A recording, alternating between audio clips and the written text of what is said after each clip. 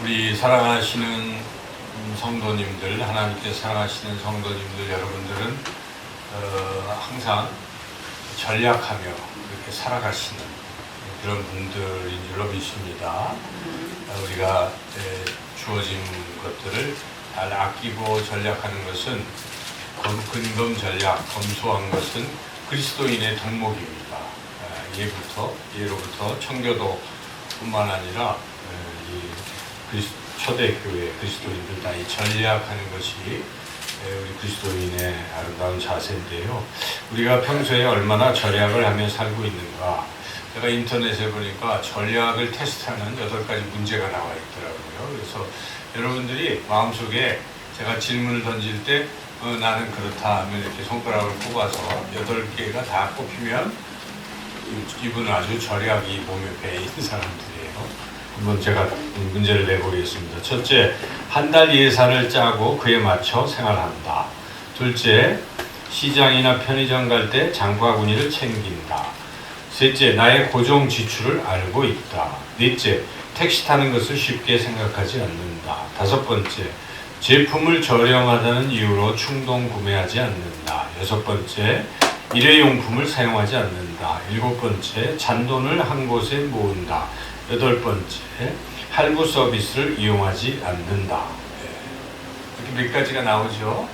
8가지가 다 나오신 분들은 정말 이렇게 합리적으로 소비하고 전략이 몸에 배인 그런 분입니다. 근데 4개에서 7개면 아직 전략의 기본 자세는 돼 있는데 조금 더 생활할 필요가 있는 분들이고 3개 이하면 나도 모르게 재산이 지금 줄줄 새나가고 있습니다. 그래서 우선 수입과 지출 확인하고 예산 세우기부터 시작해야 한다. 인터넷에 그렇게 나와 있어요. 그래서 우리가 그리스도인은 분명 전략을 생활화하는 것이 옳습니다. 그런데 우리가 이제 전략을 하긴 해야 되지만 인색해서는 안 된다는 거죠. 인색. 그러니까 전략과 인색이라는 말은 좀 차이가 있습니다. 전략은 쓸 때는 꼭 쓰는 거예요. 필요한 때는 꼭 쓰는데 쓸데없는데 안 쓰는 게 전략입니다. 근데 인색은 써야 되는데도 안 쓰고 있는 것. 이건 아주 인색하다고 말할 수가 있겠는데요. 이 인색한 것이 좋은 것이 아닌데 우리나라 속담에도 인색에 대한 말이 참 많이 있어요. 그래서 제가 몇 가지를 예를 들어보겠습니다. 이런 말이 있습니다. 나 먹자니 싫고 개 주자니 아깝다. 내가 먹기는 싫은데 그렇다고 남 주기는 싫은 거예요. 그래서 자기한테는 별로 소용도 없으면서 남 주는 것에 이거 인색하다는 것이죠. 또 동생 줄 것은 없어도 도둑 줄 것은 있다. 이 얘기는 동생은 마땅히 줘야 되고 돌봐야 될 대상인데 동정도 안 하고 있다가 그냥 도둑에게 빼앗겨 버리는 거예요. 누가 훔쳐가요. 여러분 그런 경우 있잖아요. 아주 아끼고 남한테 그렇게 인색한데 어느 날 재난을 만나서 싹 재물이 사라지는 경우 그런 얘기를 하는 거예요. 또 이런 말도 있습니다. 감기 곧불도 남을 안 준다. 그러니까 감기 그거 안 좋은 건데도 남에게 주기 진짜 싫어하는 것이죠. 그런 것이 이제 인색한 다는 것을 표현하는 우리나라 속담입니다. 여러분 인색한 사람을 가리켜서 흔히 뭐라고 부릅니까? 노랭이, 또 수전노, 구두쇠, 뭐 그런 말, 또 한자로 자린고비 뭐 이런 말 쓰고 있습니다. 그래서 인색한 것, 이것은 별로 이 세상에서도 좋은 사람이라는 평을 받을 수가 없죠. 물론 자신에게는 인색할 수가 있어요.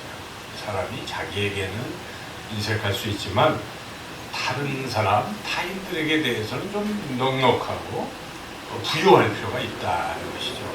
성경은 그것을 우리에게 가르칩니다.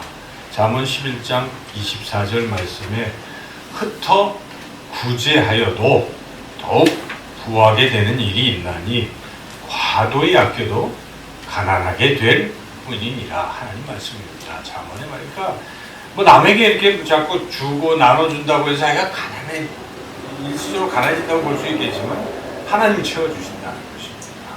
그러나 아끼고 아끼면 뭐 자기가 잘 살 것 같아도 결국 나중에 가난해진다는 하나님의 경고의 말씀입니다. 우리가 인생을 살면서 자기 자신에게는 이렇게 근검 전략하고 아끼고 그렇게 살지라도 타인에 대해서는 좀 더 인색함을 버리고 넉넉하게 부유한 삶을 살아야 한다는 것이죠.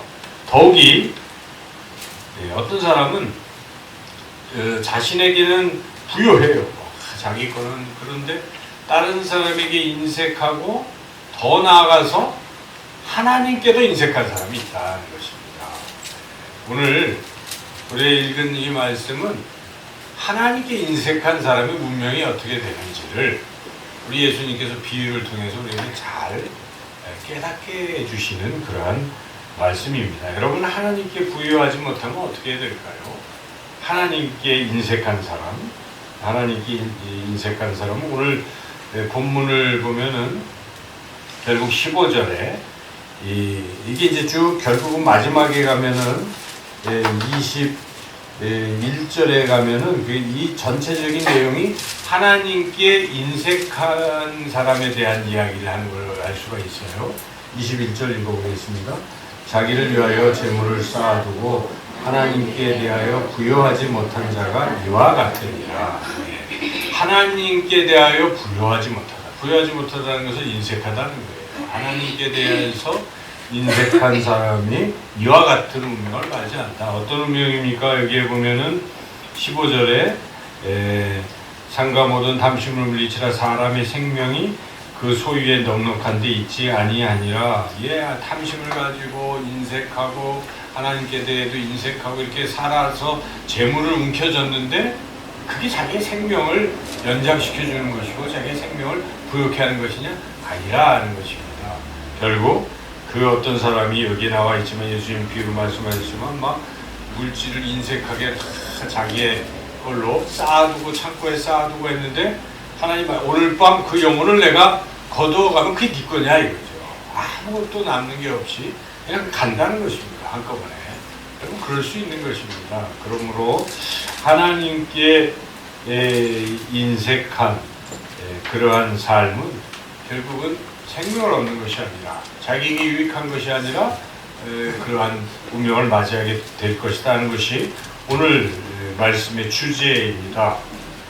그러나 반대로 하나님께 부여한 사람이 어떤가? 오늘 본문을 21절까지만 읽었지만은 여러분들이 22절에서 계속해서 뒷부분의 본문들을 쭉 읽어보면 하나님께 부여한 사람이 어떻게 되는가를 잘 말씀해 주고 있습니다. 하나님께 부여한 사람은 소중한 생명을 얻을 뿐만 아니라 가장 결정적인 것은 하나님의 나라를 소유하게 된다 하는 것입니다. 여러분 31절, 32절 읽어보겠습니다.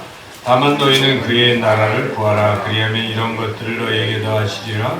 적은 무리여 무서워 말라. 너희 아버지께서 그 나라를 너희에게 주시기를 기뻐하시느니라. 결국 이 나라, 하나님의 나라를 주신다는 것입니다. 이 하나님께 부유한 사람에게 주어지는 귀한 것이다 하는 것이죠. 그러나 반대로 하나님께 부유하지 못한 사람은 자기 딴에는 굉장한 것을 얻고 또 누리고 살 것 같지만 그것을 누릴 수 없다 하는 것을 오늘 말씀을 우리에게 분명히 가르쳐 주고 있습니다. 그렇다면 그리고 저는 하나님께 부유할 필요가 있는 이유가 꼭 이런 것뿐만 아니라 오늘 우리가 성찬식을 했지만 하나님의 사랑을 우리는 받았어요. 이미 영원한 생명을 얻은 사람, 그 은혜와 사랑을 우리가 생각한다면 나에게 이 귀한 것을 주신 분, 생명을 주신 분, 그 찢기신 몸과 흘리신 피를 우리에게 주신 주님을 내가 사랑하는 것이 마땅할 것입니다. 사랑을 받았기에 우리는 하나님께 인색하지 않고 하나님께 부욕해 되는 것입니다. 저는 이번에 이제 우리 섬나 아이들 캠핑을 하면서 주제를 서로 사랑하라 하는 주제를 정했고, 그리고 다른 사람을 이렇게 자꾸 섬기고 하는 것을 좀 아이들이 배웠으면 하는 마음이 간절했어요. 우리가 센터를 세운 목적도 사랑을 주고 사랑을 받고 그 사랑을 남들에게 주는 사람으로 길러내는 것이죠. 인색한 사람을 길러내자는 게 아닙니다. 그것은 오히려 잘못된 거예요. 네. 그래서 그런데 그런 부분들이 보일 때 안타깝고 또 그 반대가 되는 모습을 볼 때 참 기뻐요. 저는 하나님의 마음도 그러실 것 같아요. 하나님 우리에게 영원한 생명을 주시고 풍성하게 주셨는데 그 받은 것이 얼만데 다른 사람에게 인색하고 하나님께 인색하는 모습은 그리 아름다운 모습이 아닐 것입니다.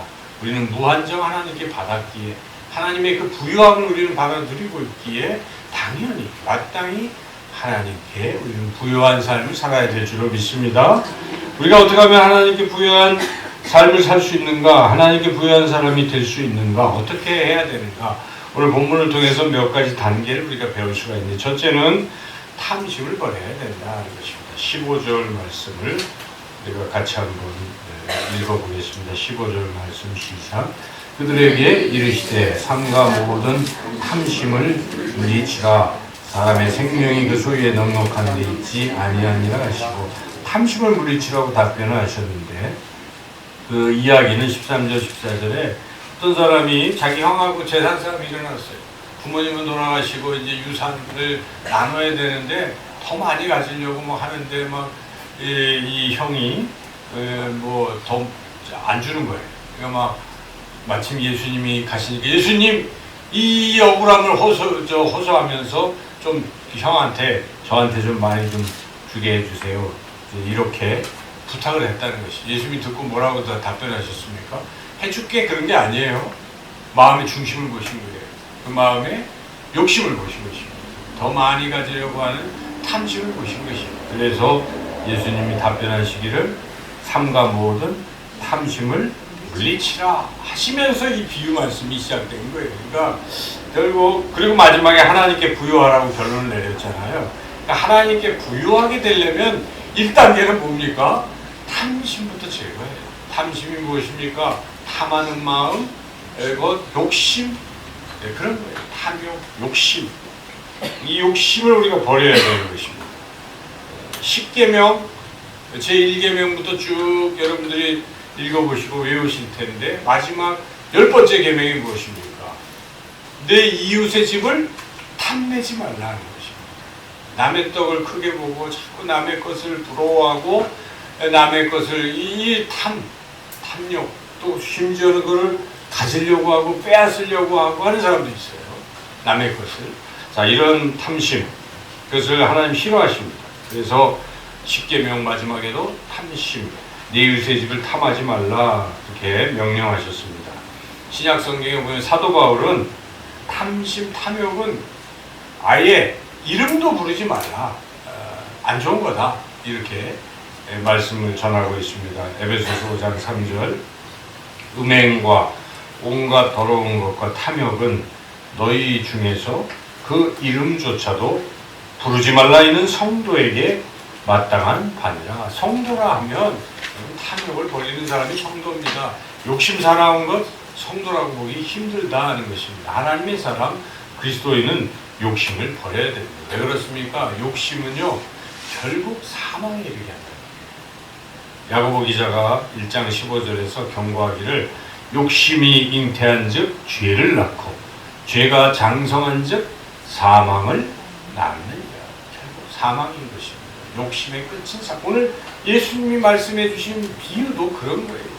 욕심 부리고 막 오늘 뭐 쌓아놓고 내일부터 잘 먹고 잘 살자. 그런데 그 욕심의 끝이 주님이 그 영혼을 걷어가시면 아무것도 가져갈 수가 없어요. 여러분 죽을 때 가져갈 수 있습니까? 안 되는 거예요. 다 빈손으로 와서 빈손으로 가는 게 인생이기 때문에 우리가 세상 것에 지나친 욕심을 갖는 것을 우리가 버려야 된다는 것이죠. 그리고 욕심을 자꾸 부리면 성경은 천국에도 갈 수 없다라고 경고해요. 신약 성경이 그래요. 아까 읽었던 에베소서 5장 3절에 이어서 5절 말씀이 이렇거든요. 너희도 정녕 이것을 알거니와 음행하는 자나 더러운 자나 탐하는 자 곧 우상 숭배자는 다 그리스도와 하나님의 나라에서 기업을 얻지 못하 탐하는 자는 그렇다라고도 경고하고 있습니다. 성경에 보면 탐욕을 부리다가 사망에 이른 경우가 너무나 많아요. 여러분 창세기 딱 펼치면 누구 얘기가 나옵니까? 처음에 아담과 하와. 왜 그들이 멸망했습니까? 왜 그들이 하나님의 품을 떠나게 되고 사망에 이르게 됐습니까? 다른 게 아니에요. 탐심. 하와가 선과 악을 알게 하는 나무의 실과를 먹지 말라고 하나님 분명 정령 죽이려고 명령했지만 뱀이 아니야 먹어봐 할 때 그 탐욕을 자극시켰을 때 하와가 어떻게 합니까? 먹음직도 하고 보암직도 하고 뭐 이러면서 딱 먹어버렸잖아요. 그럼 어떻게 됐습니까? 괜히 애꿎은 아담까지도, 물론 아담도 그 책임을 제대로 못한 것이긴 하지만 같이 더불어서 쫓겨났어요. 그리고 안 되는 거예요. 그거부터 시작이 돼서 그 다음에 이스라엘 백성이 가나안 땅에 이제 막 들어갔잖아요. 들어갈 때 첫 번째 관문이 여리고성이었습니다. 여리고 전투에서 승리했어요. 하나님이 돌아라 그러니까 한 바퀴, 매일 한 바퀴, 마지막 7바퀴 돌고 나팔을 불면서 외쳐라 그대로 했더니 여리고성이 난공불락의 그 견고한 여리고성이 와르르 무너져서 들어가서 승리했습니다. 근데 하나님 명령하셨어요. 야, 들어가서 승리하면 전리품 갖지 말고 다 태워버려라. 거기에 의미는 뭐 하나님의 것일 수도 있어요. 그죠? 첫 번째 것이니까 다 태워라. 갖지 말라는 뜻이었어요. 탐욕을 부리지 말라는 것이었어요. 사람들이 다 말을 들었어요. 근데 그 중에 딱 한 사람은 야, 여기에 외투가 신할산의 외투가 너무 좋아 보였어요. 못 보던 거예요. 이거 한 번. 금덩어리 하나, 뭐 은 몇 개를 챙겼어요. 아간이라는 사람이었어요. 근데 자기는 챙겨놓고 아무도 모를 줄 알았어요. 그런데 그 다음에 이어서 아이성 전투가 벌어졌는데 웬걸 조그만 성, 여리고성은 굉장히 컸고 아이성은 작아서 몇 명만 가도 이길 만한 작은 성인데 못 무너뜨렸습니다. 이스라엘이 대패했어요. 그래서 여호수아가 이게 웬일이냐 해가지고 이제 막 그 기도하고 하는 가운데 하나님이 알려주셨어요. 그 이유를. 너희 가운데 그런 범죄자가 있기 때문에 졌다. 범죄자를 색출하라. 그래갖고 제비뽑기를 해서 아간을 뽑아냈어요. 그래서 아간의 죄를 묻고 아간을 온 이스라엘 백성들 하나님 그렇게 하라고 하셔가지고 좀 잔인해 보이지만은 그 아골 골짜기에서 돌로 다 던져서 돌무덤이 되고 죽었어요. 그리고 다시 아이성 전투에서 승리하고 갔던 것이 하나님은 원치 아니하신 것입니다. 그러한 욕심, 탐욕을 원치 않았어요. 똑같은 일이 신약 성경에서 여러분 일어나는 걸 볼 수가 있어요. 사도행전에 초대교회 성도들 다 자기의 것들을 내놓고 공동체를 이루고 괜찮았던 것 같아요. 근데 딱 한 부부, 아나니아와 삽비라 부부가 그 중에 얼마나 슬쩍 감춰놨어요.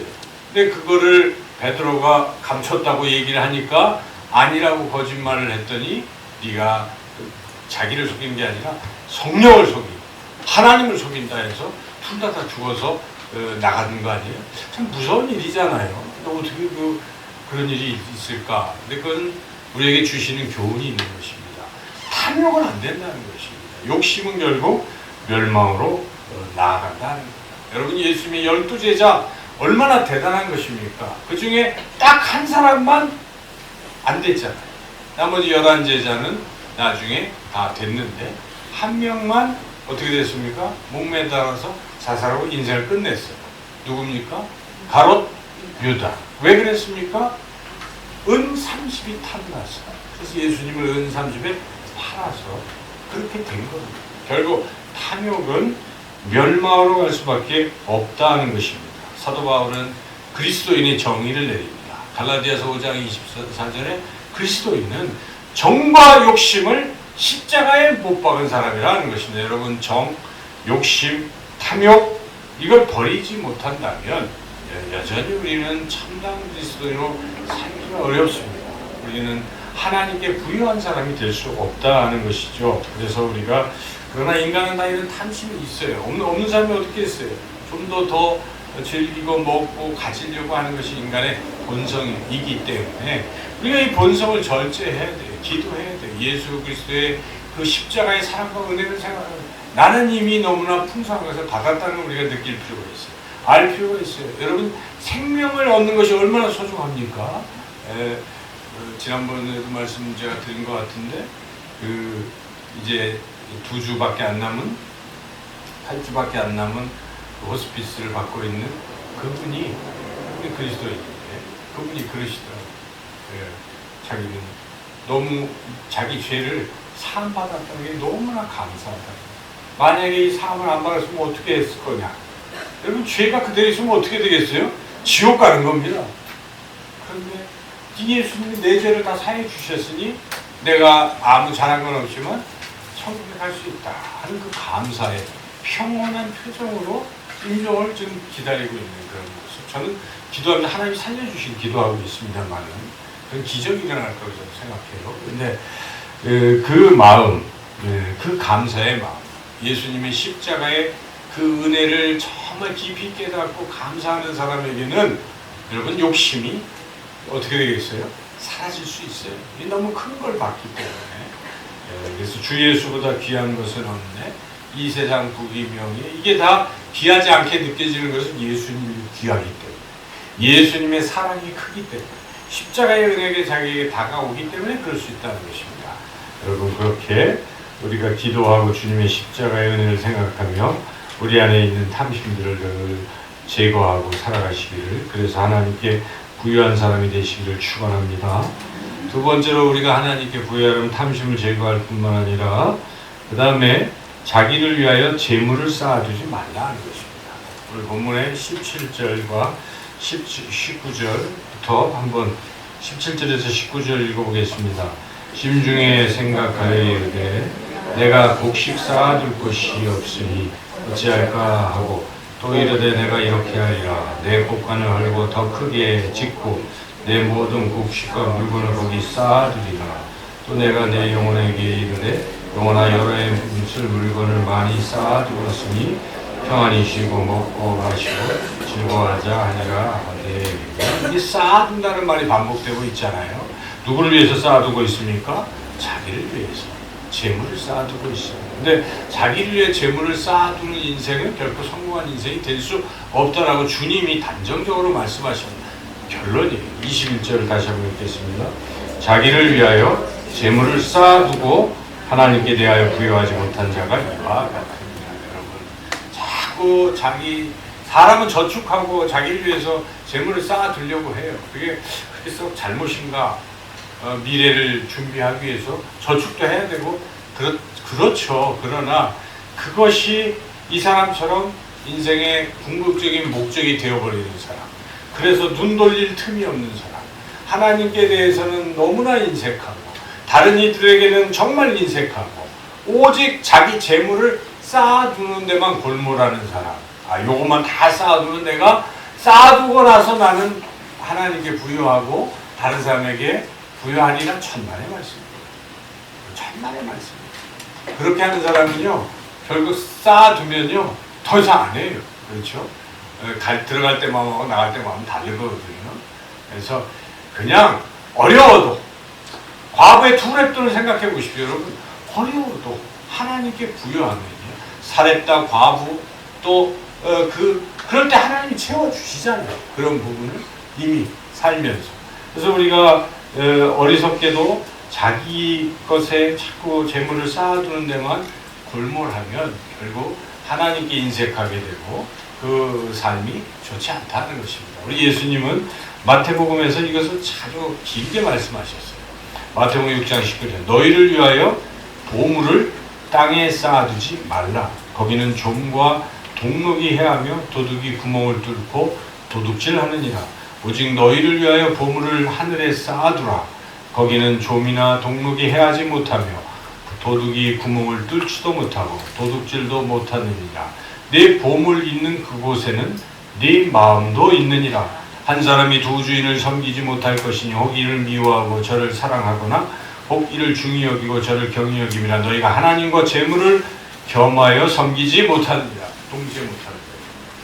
가래가 찢어지는 거예요. 여러분, 하나님도 내가 섬기고 재물도 쌓아두고 안 돼요. 그러니까 딱 정하라는 것입니다. 하나님을 위해서 하나님께 오히려 더 부요한 그런 마음을 가지고 살면 하나님이 어떤 복을 주시는가 하는 것이죠. 그래서 우리가 우리 자신을 위해서 재물을 쌓아두려고 해서는 안 되는데, 안타깝게도 세상에 많은 사람들은 재물을 자꾸 소유하려고 해요. 참 부끄러운 이야기인데, 이거는 방송에 나왔으니까 여러분 아마 들었을 것입니다. 7월 10며칠인가, 그러니까 한 보름 전, 2주 전에 KBS 방송이 이런 게 보도됐어요. 제가 한번 읽어보겠습니다. 축구 선수 하나에게 연봉이 150억 원이래요. 아니 1000억 가까이 해. 우리나라도 벌써 거의 1000억으로 치닫는 사람이 있어요. 그런데 목사에게 연봉 5억을 주는 것을 굉장히 크다고 생각하십니까? 일하는 것이 얼만데 치사스럽게 생각하지 마세요. 그래서 복 못 받는 거야? 충격적인 말을 요 근처에 어떤 목사님이, 원로 목사님이 그렇게 했어요. 그분은 아들에게, 원로 목사에서 아들에게 세습하고 지금 막 거대한 교회인데 이제 그런 얘기를 했는데, 결국은 지금 구속 3년 뭐 이렇게 됐어요. 뭐 그렇게 되어가는 이야기 있어요. 그래서 이런 걸 보면 그분이 한때는 안 그랬던 분인데 말년에 왜 그렇습니까? 재물을 쌓아두려고 하기 때문에야. 이 평범한 예수님이 하신 마태복음 6장 이 말씀도 그분은 성경을 무려 100번 이상을 읽고 성경을 외우는 분인데도 이런 말씀은 눈에 안 들어오는 게 이상한 거죠. 그래서 여러분, 이게 쉽지는 않은 일이에요. 욕심을 제거하는 게 쉽지는 않는데, 특히 자기를 위해서 재물을 쌓아두는 일이 벌어질 수 있다는 것입니다. 근데 이런 실제적인 이야기, 옛날 이야기입니다. 이것은 옛날 우리 선조의 이야기인데, 어느 겨울날 영의정께서, 근데 관복이 한 벌밖에 없어요. 황희정서께서 이렇게 퇴거를 했어요. 그냥 임금을 만나고 일을 다 직무를 하고 이제 갔어요. 가서 이제, 근데 워낙 자꾸 이제 바쁘니까 옷을 빨 틈이 없었습니다. 근데 겨울이니까 관복 속에 이렇게 털 같은 뭐 이런 게 달려 있었나 봐요. 그래서 그걸 좀 떼가지고 닦아라. 땀에 쩔었으니까 좀 하라고 이제 부인에게 부탁을 했어요. 그러고 이제 빨고 있는데 궁에서 소식이 왔어요. 급한 일이 있으니까 다시 입고를 하라. 근데 황희정 승이 이게 춥잖아요. 추운데 이 겨울에 겉옷만 입고 갈 수 없으니까 부인 어떻게 하면 좋겠어. 부인이 알았어요 하고 속바지에 솜을 뜯어내가지고 관복에다 이렇게 붙였어요. 그래가지고 이제 그걸 입고 황희정 성이 입고를 했습니다. 입고를 해서 이렇게 세종대왕을 아련을 하고 이제 대화를 나누고 이제 일 처리하고 가려고 하는데, 세종대왕이 이렇게 보니까 거기에 뭐 이상한 하얀 게 막 삐져나오고 그래서요. 아니 그게 뭐요? 그러니까 이제 황희정 성이 이래저래 했더니, 아니 아무리 근검 전략하는 것도 좋지만 어째 일국의 재상이 돼서 그럴 수 있어. 그러면 안 됩니다. 하고 비단 10피를 하살을 했어요. 여기서 얘기가 끝난 게 아니라 황희정 성이, 아니 백성들은 지금 굶주리고 이런데 제가 어찌 그럽니까 하고 거절하고 안 했다는 아름다운 이야기가 있습니다. 이게 실제 실화인 거죠. 그래서 우리 옛 선조들은 그랬어요. 청렴 결백했던 것이죠. 돈벌이를 먹으러 아는 거예요. 그러니까 우리가 존경하는 거죠. 여러분, 믿지 않던 황희정 승도 그랬어요. 근데 우리는, 그리스도인들은 얼마나 부유합니까? 우리가 영원한 생명이 주어졌다는 거, 하나님이 나의 아버지시라는 거, 이 세상 어디를 가도 사망의 음침한 골짜기를 갈지라도 해를 두려워하지 않는 것은 목자 대신 우리 하나님께서 나를 보호하시는 것인데, 우리가 그렇게 부유한 사람이라면, 그리고 우리는 하늘나라 갈 사람들 아닙니까? 이제 죄 많은 이 세상은 내 집 아니네 우리 노래도 합니다. 근데 그리스도인으로서 자꾸만 이 세상에 재물을 쌓는 그런 일에 너무 빠지면 안 되겠다는 것입니다. 우리가 그것을 스톱할 때 하나님께 부여할 수 있어요. 두 개 다 할 수가 없기 때문에 그렇습니다. 여러분, 한 가지 어떤 생각을 갖고 있는 사람은 못해요. 근데 그거 그렇게 생각하면 하나님께 우리가 부여할 수 있다. 셋째로, 하나님께 부여하려면 오늘 본문에서 좀 벗어나는 것인데 뒤에 있는데요, 염려하지 말라는 것입니다. 염려하지 말고 하나님의 나라를 구하라 하는 것이죠. 22절 읽어보겠습니다. 22절 말씀 그 다음 읽어보겠습니다. 또 제자들에게 이르시되 그러므로 내가 너희에게 이르노니 너희 목숨을 위하여 무엇을 먹을까 무엇을 입을까 염려하지 말라. 사실 돈을 쌓아놓고 하는 게 다 이런 것 때문에 그러는 거예요. 야, 이게 당장 호구지책이 안 되고 내일 뭘 먹지 걱정이 안 될 수가 없는 것이죠. 그러나 주님은 걱정하지 말라고 말씀하시는 거예요. 그거에 너무 걱정하지 말고 오히려 주님은 뭘 하라고 하십니까? 31절 뭘 말씀 읽어보겠습니다. 다만 너희는 그의 나라를 구하라. 그리하면 이런 것들을 너희에게 더하시리라. 이게 원리라는 것입니다, 여러분. 그래서 우리 생각을 그렇게 가져야 돼요. 너무 세상 사람들하고 똑같이 탐심을 가지고 재물을 땅에 자기 재물 저축 이거에만 골몰할 것이 아니라는 것입니다. 아무리 가난하고 아무리 어려워도 뭘 하라는 것입니까? 하나님께 부여하시라는 것입니다. 하나님께 부여하면 하나님이 이거 다 내가 채워주겠다라고 약속하시는 것입니다. 이것이 성경이 우리에게 말씀하시는 진리예요. 이걸 믿으시고 그러면 하나님께 부여하시기를 축원합니다. 그런즉 너희는 먼저 그의 나라와 그의 의를 구하라. 그리하면 이 모든 것을 너희에게 더하시리라. 우리가 과연 실천적으로 생각해 볼 때 정말 하나님께 부여합니다. 시간에 있어서 내가 하나님께 부여합니다. 시간 나에게 주어진 24시간. 24시간 내가 다 써야지. 다 내 시간이야. 그런 사람이 있겠죠. 그건 하나님께 부여한 사람이야.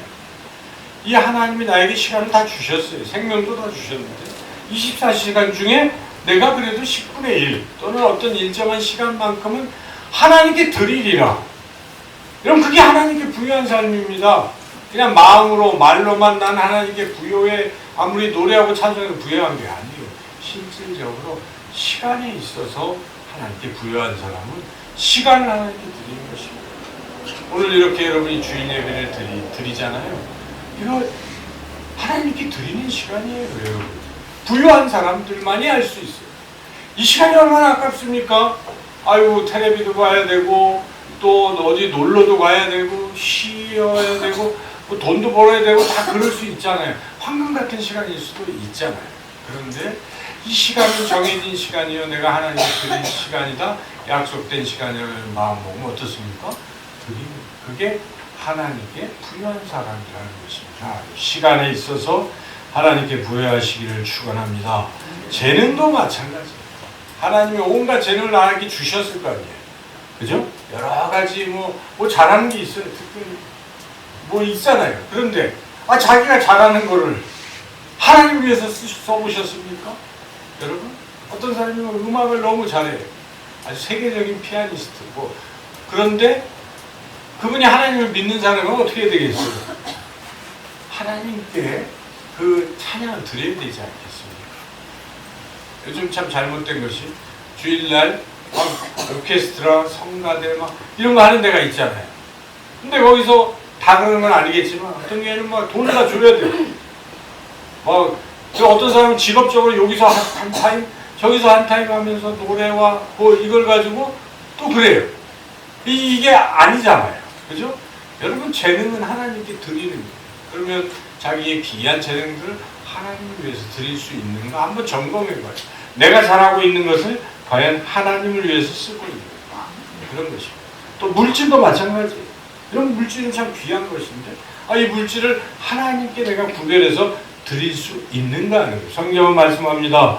네 재물과 네 소산물의 처음 익은 열매로 여호와를 공경하라. 그리하면 네 창고가 가득히 차고 즉 들의 새 포도즙이 넘치리라. 하나님의 약속의 말씀인데요. 여러분 하나님이 제일 기뻐하시는 것은 첫 번째 거예요.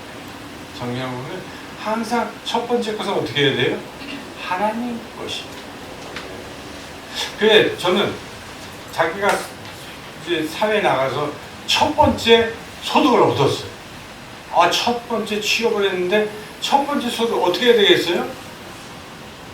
그냥 전에 하나님께 다 드리는 게 온전해요. 여러분 그런 분들도 계세요. 그렇게 하는 거예요. 그게 너무 이거 너무 이러죠. 근데 일단 그렇게 하는 거예요. 그럼 어떻게 됩니까? 하나님이 그의 인생을 축복하시는 것입니다. 그것이 성경이 우리에게 말씀하시는 거예요. 만군의 여호와가 이르노라 너희의 온전한 11조를 창고에 들여 나의 집에 양식이 있게 하고 그것으로 나를 시험하여 내가 하늘 문을 열고 너희에게 복을 쌓을 것이 없도록 붙지 아니하나 보라 만군의 여호와가 이르노라 내가 너희를 위하여 황충을 금하여 너희 토지 소산을 멸하지 않게 하며 너희 밭에 포도나무의 과실도 기한 전에 떨어지지 않게 하리니 너희 땅이 아름다워짐으로 열방이 너희를 복되다 하리라 만군의 여호와의 말이니라. 이게 성경 말씀이에요.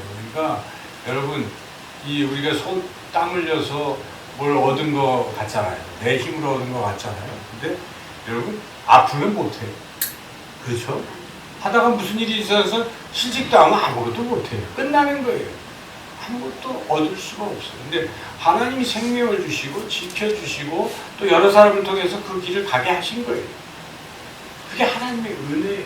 그것을 아는 사람은 이거는 100% 하나님 내게 그냥 하나님의 것이다 라는 생각이 들어요. 그래서 하나님의 것 다 드리려고 싶지만 하나님이 우리에게 허락하셨어요. 10분의 9는 네가 써. 근데 10분의 1은 내 거야 라고 말씀하셨을 때 여러분 11조는 하나님의 것입니다. 성경이 그렇게 우리에게 말씀하고 있어요. 그래서 그것은 생색낼 일도 아니에요. 그러니까 11조를 안 내면 도둑질이라고 성경은 말하고 있어요. 뭘 도둑질했냐? 11조와 그런 것이라고 이야기해요. 그러니까 여러분 그게 자기 생이 아무리 어려워도 10분의 1은 먼저 하나님께 구별하는 이런 삶이 하나님을 부욕해 하고 하나님께 부욕해 대하는 인색하지 않는 삶입니다. 그것이 하나님이 기뻐하시는 삶입니다. 하나님 말씀하십니다.